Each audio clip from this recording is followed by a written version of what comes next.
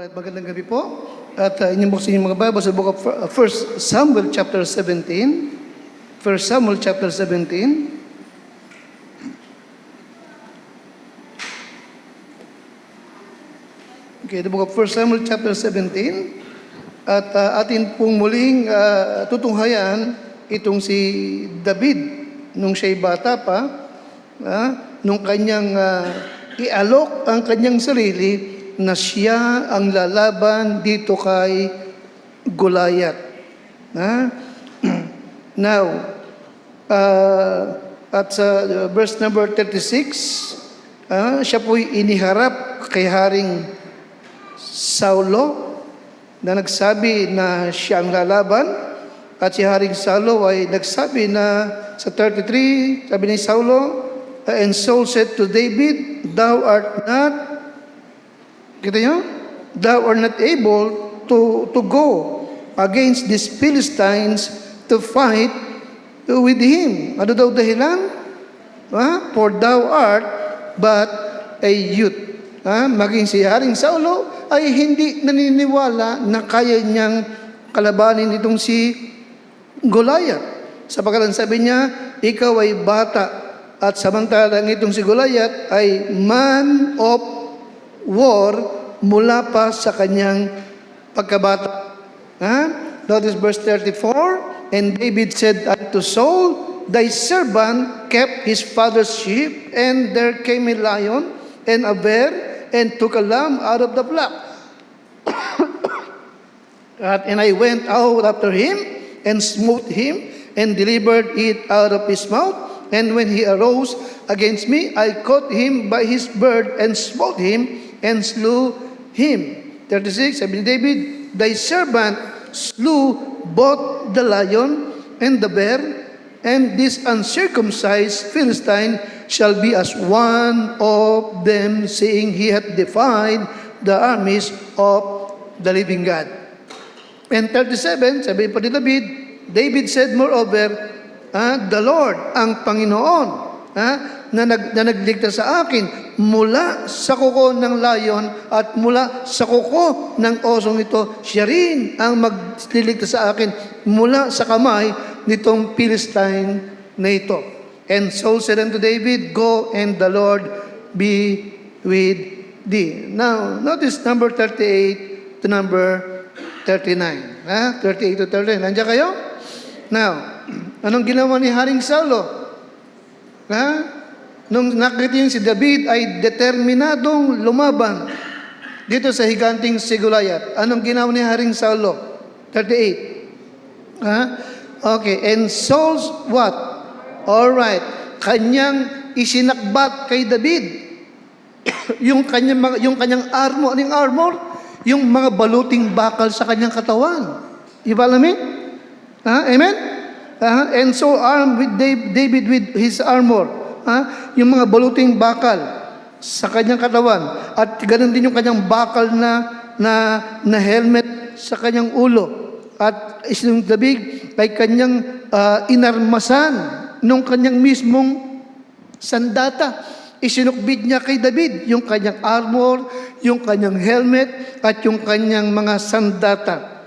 39. Tayo lahat. And David girded his sword upon his armor, and he essayed to go.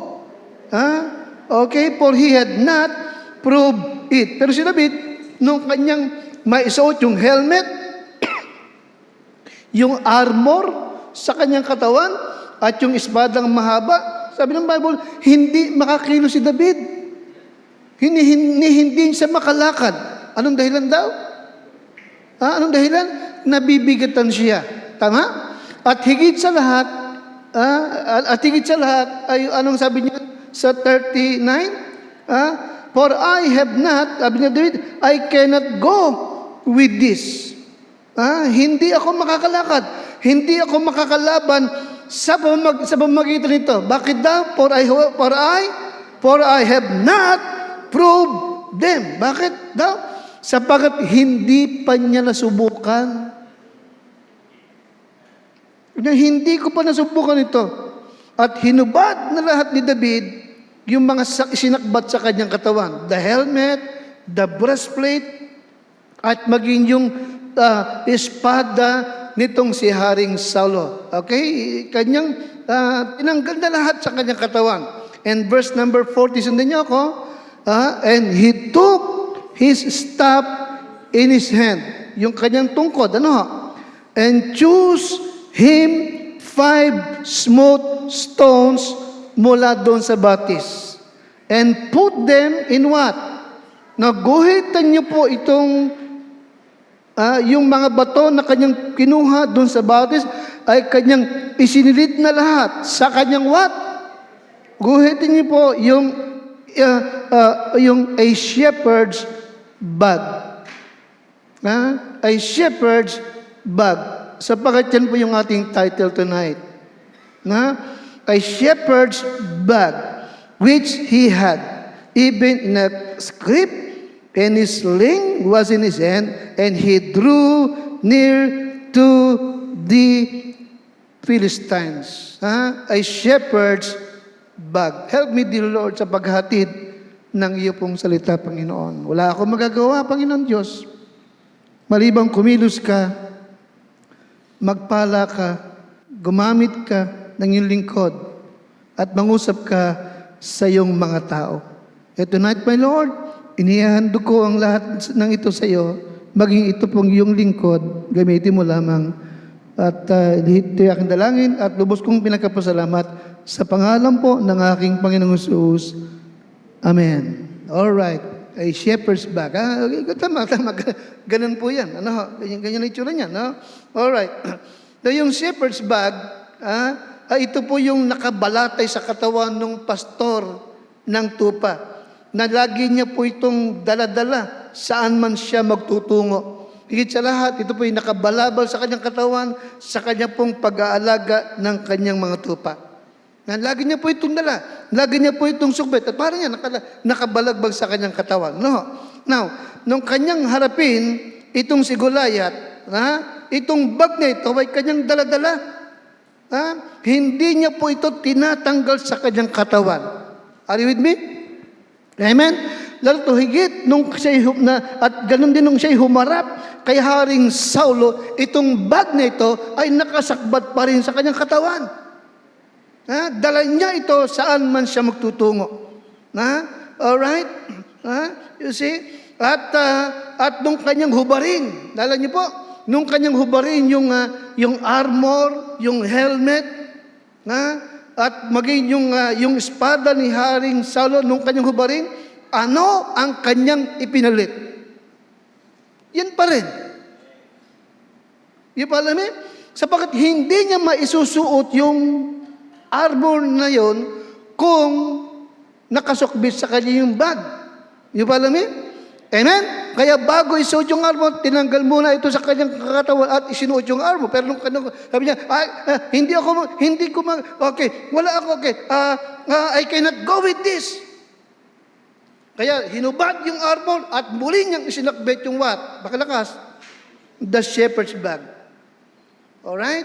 Now listen, Christian.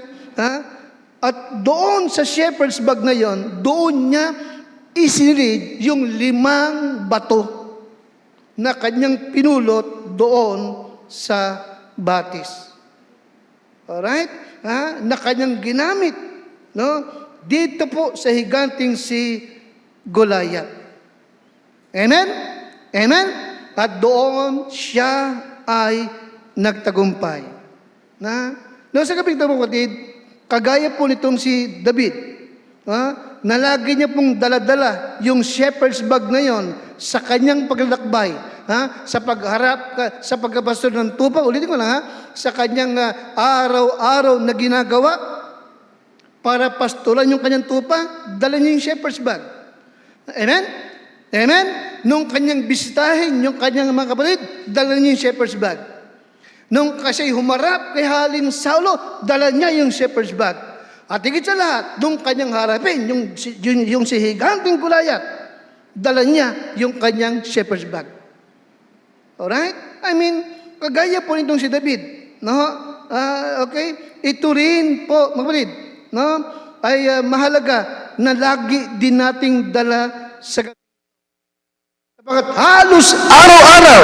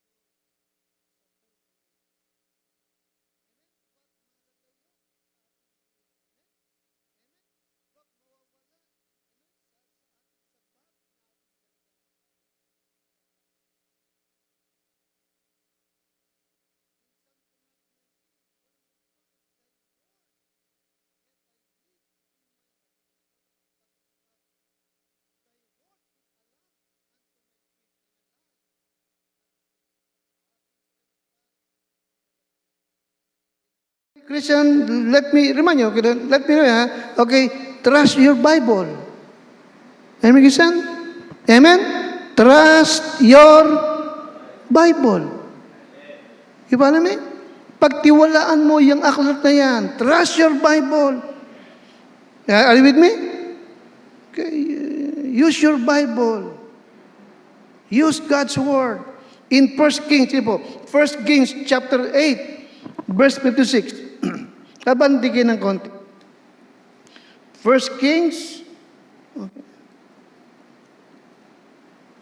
Chapter 8, okay. 1 Kings chapter 8, 56.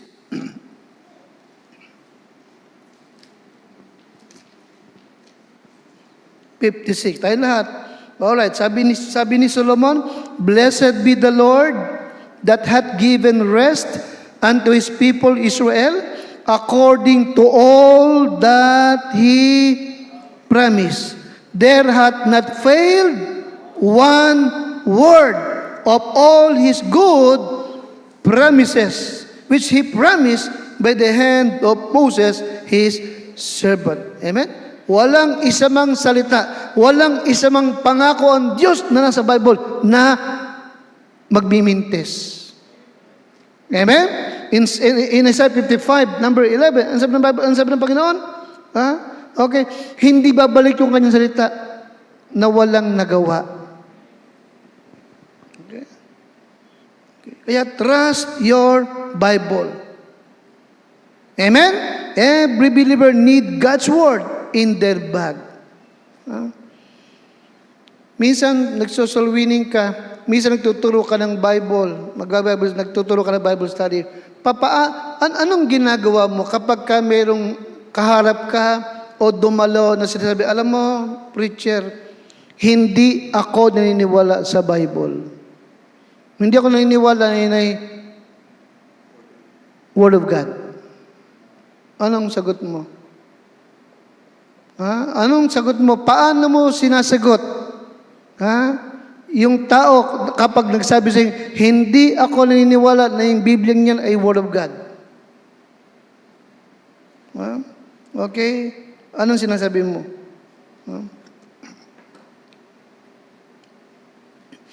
Now, in Ephesians 6:17, saan ikinumpara ang Bible? Saan ikinumpara? Also in Hebrews 4:12, saan ikinumpara ang Bible? Sa sword na double blade. Amen? Amen? Kapag ba yung nakikipagyera kagaya ni David, lagi siyang may dalang espada na matalas, tama? Halimbawa, yung kalaban ni David, sinabi ni David, hindi ako naniniwala na yung espada mong yan tatalab sa akin. Ano sa palagay yung gagawin David? Ipapaliwanag niya, itong espadang ito'y gawa pa ni ganon. Itong espadang ito, alam mo ba, ito minana ko pa. Ito yung espadang ginamit ni Goliath, kinuha ko sa kanya. Ipapaliwanag pa ba niya yun? Ipapaliwanag pa ba niyan? Or what? Sagot. Ipapaliwanag pa niya kung saan gawa, sino yumari, ilang taon na? Ipapaliwanag pa ba? O gagamitin lang. Gamitin mo na lang. Huwag ka na makipaglaw. Gamitin mo na sa Kanya. Hayaan yung salita ng Diyos. Amen? Ang sumugat sa Kanya. Amen, kisa? Trust your Bible. Every believer need God's Word in their what? In their what? In their bag. Alright? Christian, take note. Use your Bible when you are tempted. Ano sabi ko? Use your Bible when you are what? When you are tempted. Amen? Remember Matthew chapter 4, hindi ba? Nung tinukso ni Satanas ang ating Panginoon Jesucristo, anong ginamit ng Panginoon na para kalabanin si Satanas? The Bible. Amen? Amen? So, anong lesson? Use your Bible when you are what? When you are tempted. Okay? Para magkasala, para manghina, para ma-discourage, para ma-disappoint. Use your Bible when you're tempted. And use your Bible in witnessing. Amen? Hindi mahalaga yung paliwanag mo, hindi mahalaga yung illustration mo, ang mahalaga is what? Ang salita ng Diyos. Alright? Doon mo ka na, people need God's Word to be saved. Ano sabi ko? People need what? Yes, people need God's Word to be saved. Romans 10:17, faith cometh by hearing, and hearing by the Word of God. Every believer need God's Word.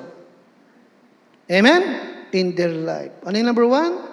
Faith. Number 2, God's Word.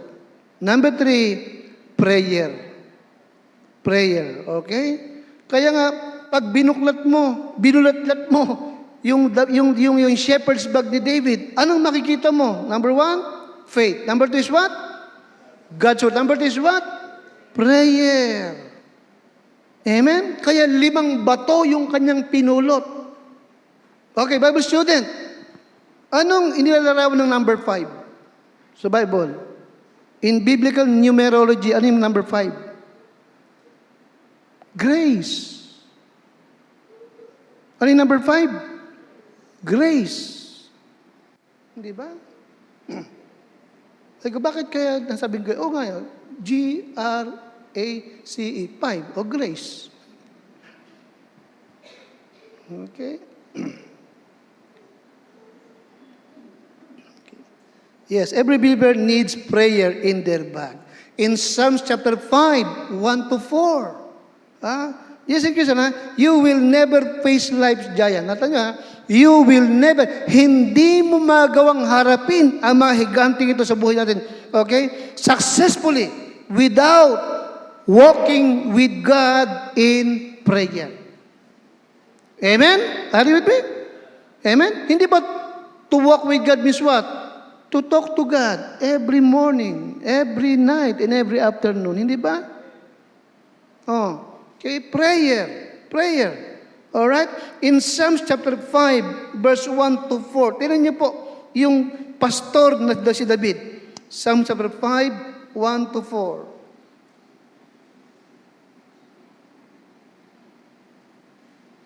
Alright, nandiyan na kayo? 5, 1-4. Ready? Tayo lahat. Give ear to my words, O Lord. Consider my meditation. Hearken unto the voice of my cry, my King and my God, for unto thee will I pray. Sapagat sa iyo'y dumadalangin ako. Number 3. Pakita sa Tagalog. O Panginoon, sa kinaumagahan, didinggin mo ang aking tinig. Sa kinaumagahan, aayusin ko ang aking dalangin sa iyo at magbabantay ako. Kita niyo po yan? Amen, Christian? You see, kaya nga every believer needs prayer in their bag. Amen? Okay. Amen? Araw-araw, may mga higante na dumarating sa ating buhay na hindi mo kayang mapagtagumpayan yan kung sa sarili mo lamang. Amen? Kailangang matagpo ang kalagi ng Diyos na nakaluhod, tumatawag sa Kanya sa kinaumagahan. Alright? Okay? Walk with God. Walk with God in prayer. Amen? Kagaya ni Enoch, ni Noah. Alam nyo, yung kanya mga propeta, early in the morning, bumabangon. Amen? Magpasimula kay Abraham. Pag binasa mo buhay niya, hindi ba? Early in the morning, early in the morning, early in the morning. Maging kay Joshua. Okay? Your walk with God will determine whether you have the weaponry, okay, to successfully fight the devil and his demons. Amen, Christian? Thank you, Christian. Your bag will be empty. Sa pagharap mo sa mga higanting yan, kung wala ka namang prayer life na pang-araw-araw. Amen? Amen? Kaya mahalaga na talagang nag-uukol ka ng oras sa salita ng Diyos, and in what? In what? In prayer daily. Amen? Amen? Okay. Alright. Now, tanda nyo, dito. It is in prayer that we develop an intimate relationship with God. Kaya nga, kung ang hanap mo ay yung intimate, sabi intimate, yung close na relasyon sa Diyos, paano mangyayari? Through prayer. Amen? Pangalawa, it is in prayer that we cast all our burdens sa ating Panginoon. Lahat ng pasanin, lahat ng alalahanin, lahat ng takot, pagdadamdam, paghinalakit, kasama, pagluha. Di ba? Sa magitan ng prayer, doon mo inilalagak sa Kanya yun. Nakikinig kayo? Kaya sabi ni David, dun sa Psalms 55:17, tingin po, Psalms 55, abanti kayo ng konti ha, 55:17.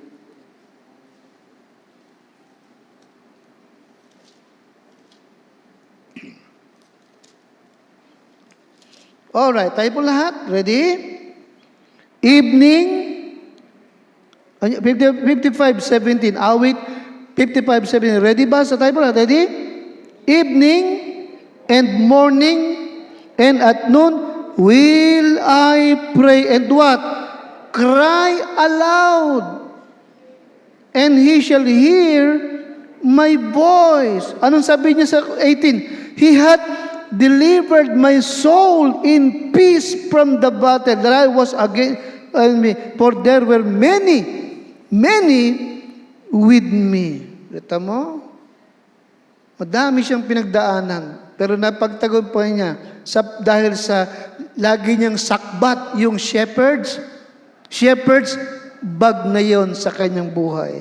At laman ng shepherd's bag ay what? Una, faith. Pangalawa, God's Word. Pangatlo, prayer. At pang-apat, tingnan po, ano pa yung laman? Okay? The Holy Spirit. Okay? Every believer needs the power of the Holy Spirit in their bag. Ha? Okay. In 1 Samuel, balikan niyo po sa chapter 16, and verse 13, 1 Samuel 16 and verse number 13.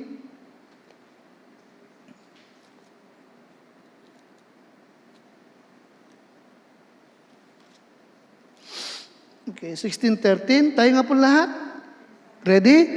Then Samuel took the horn of oil and anointed him in the midst of his brethren.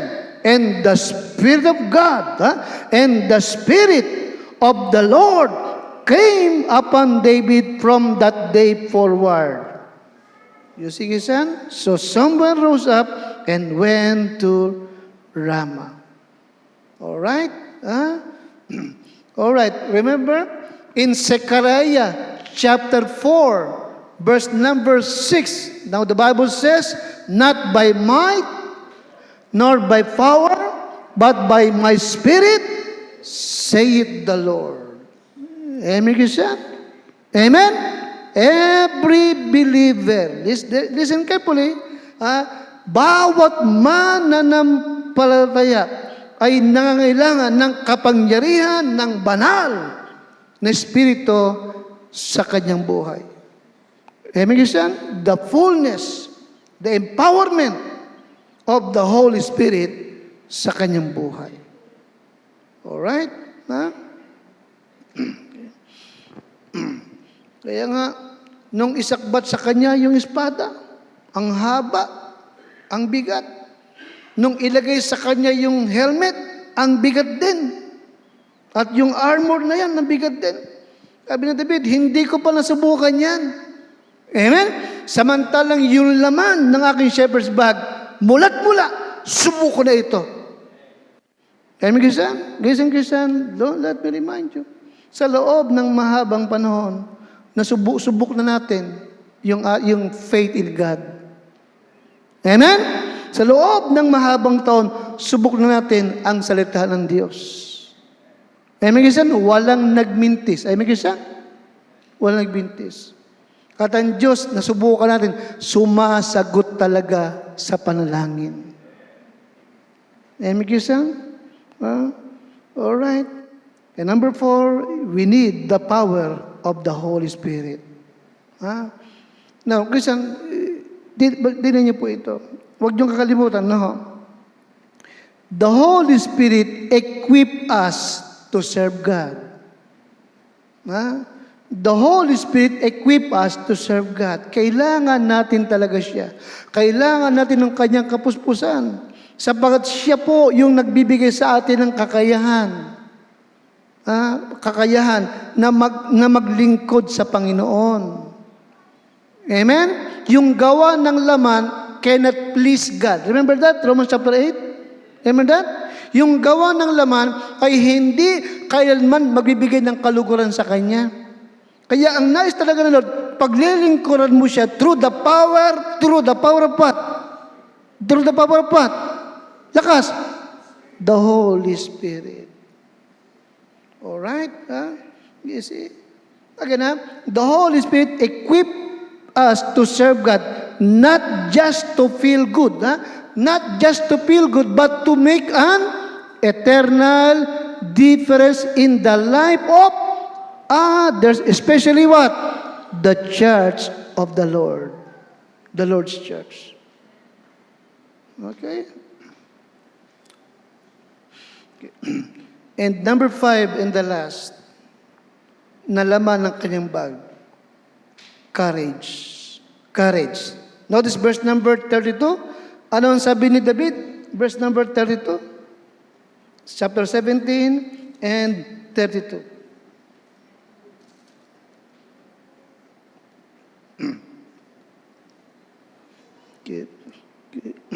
17:32. Tayo nga po lahat. Ready? And David said to Saul, let no man's heart fail thee. Because of him, thy servant will go and fight with these Philistines. Kita niyo po? Sinabihan siya, thou art but a youth. Bata ka pa. Samantalang siya man of war. Anong sagot ni David? Okay, binanggit niya yung layon na napagtagumpay niya. Binanggit niya yung oso na napagtagumpay niya. Amen? Anong meron si David? Anong meron si David? Courage. Tapang. Tapang. Naharapin yung higanting niya na si Goliath. Listen. Every believer needs what? Courage in their bag. The bag of life. Alright? You see? Kaya a guy like David, no, we need courage to fight the giants. Di ba? Na dumarating sa atin araw-araw. Okay? Now, remember, ano sa Tagalog yung courage? Courage sa Tagalog? Anong Tagalog ng courage? Pakalakas. Tapang. Okay, remember, courage is not the absence of fear. Diba? Courage is not the absence of fear, but what? The ability to do some things in spite of fear. Tama? Ang courage ay hindi sapagat wala kang takot. Ang courage ay what? Kakayahang gawin ng isang bagay bagamat takot ka. Amen, kisa? Amen? Hindi sa araw-araw na nagnanakondors ako, matapang na matapang. There are times na parang nakakatakot. Tama? Amen?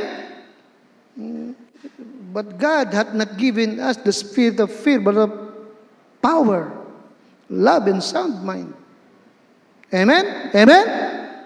Okay.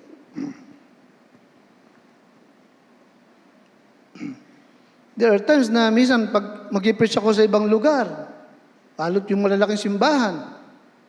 Meron kaba. May takot. The Bible says, ang sabi ng Lord kay Joshua, be strong and of a good courage. Again, courage is not the absence of fear, but ability to do something in spite of fear. Sapagkat alam mong ito ang ipinapagawa ng Diyos at ito ang nais ng Diyos na magawa mo. Alright? Every believer needs courage in their bag. Alright?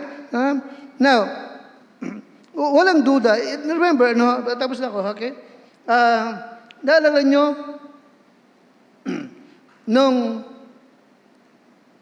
makita ng kuya niya na si Eliab, si David,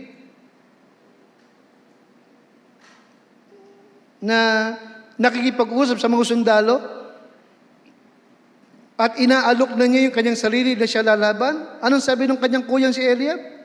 Sa verse 28? Ano nangyari? Verse 28, hindi ba't nagalit yung kanyang kuyang si Eliab? At ang sabi kay David, anong ginagawa mo rito? Remember that? Ano pa sabi ni Eliab? Kanino mo iniwan yung mga tupa? Alam niyo ba yan? Alam niyo ba yan? At ano pa sabi ng kanyang kuya? Alam ko yung kalikutan mo. Narito ka para manood na sayawan ng digmaan. Alam niyo ba yan? Now, one thing. Nung siya ba'y rebuke ng kanyang kuya, silang dalawa lang ba? Public yon. May mga sundalo doon. Nakikinig kayo? Hindi ba't kausap yung mga sundalo? Bakit kayo nangangato? Bakit kayo natatakot? Maraming tao. You follow me? Ngayon, tapos na ako. Sa palagay nyo ba, hindi nasaktan si David? Sa inasal, sinabi ng kanyang kuya? Sa palagay, nasaktan siya o hindi? Lakas. Nasaktan siya. Okay, nasaktan siya. Sabagat talagang hinarap siya, no?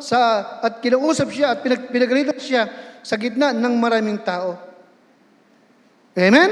Pero ano yung laman ng bag ni David? Pang-lima? Courage. Because of courage, meron siyang determination. Tama? Amen? And David was more concerned with God's cause kaysa doon sa kanyang lakas, feelings. Amen? Sapagat meron siyang courage, determinado siya. Kaya anong sagot niya sa kanyang kuya? Pakalakas. Is there not a cause? Wala bang anumang dahilan? Kung bakit ako'y narito at haharapin ko yung higanti na yan? Are you with me? I mean, the Christian life is not easy. Are you with me? Amen? Talagang magkamisan, makikita mo talaga that the Christian life is not easy. May mga giant talagang dumarating sa ating buhay. Kagipitan, pangangailangan, karamdaman, di ba iwasan? Amen? Di ba iwasan? Minsan suliranin ng iba, nagiging suliranin mo rin, hindi ba? Giant yan eh. Okay? Minsan, masasaktan ang kalooban mo, di ba? Gaya ng nangyari kay David, nung siya rebuke ng kanyang kuya sa harap ng publiko. Amen, Christian? Pero si David ay talagang, anong laman ng kanyang bagulit? Huwag niyong kalimutan, ha? Okay, meron siyang faith, meron siyang God's Word, and then, ano pa laman ng kanyang bag? Prayer, and amen? At Spirit-filled life. Amen? Kaya bagamat siya'y nasaktan, hindi sila quit. Tama? Determinado siya. Diba? Na buong tapang. No, mas importante ang gagawin ko kaysa nasaktan ang kalooban ko. Amen? Kaya nung sagot niya, is there not a cause? Yes, Christian, every believer need courage in their bag. And we know the story na pagtagumpayin niya. Amen? Isang bato lang. Tama? Hindi siya, naniniwala ko doon, hindi siya sentado. Basta pinakawalan niya yung bato, Diyos na ang nagbigay ng direksyon kung saan tatama. Amen? Sa bakit meron siya, yung number one, faith in God. Okay? Kaya nga, gayong David, na laging sakbat yung bag na yon sa kanyang paglalakbay, ganoon din tayo sa buhay na ito. Mahalaga na saan man tayo makarating, ano man ang ating makaharap, laman ng ating bag, itong limang ito. Tayo tumuyo't manalangin.